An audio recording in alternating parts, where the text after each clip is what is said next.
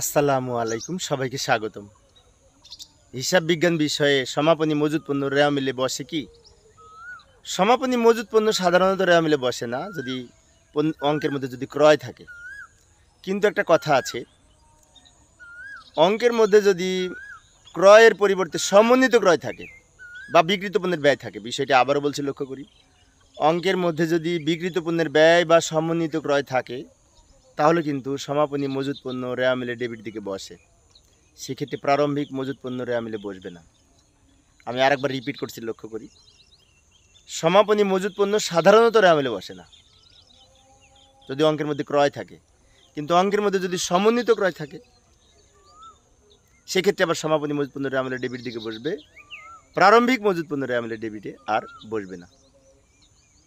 আর যদি অঙ্কের মধ্যে ক্রয় থাকে, সেক্ষেত্রে প্রারম্ভিক মজুদ পণ্য ডেবিট দিকে বসবে, কিন্তু সমাপনী মজুদ পণ্য ডেবিট দিকে বসবে না।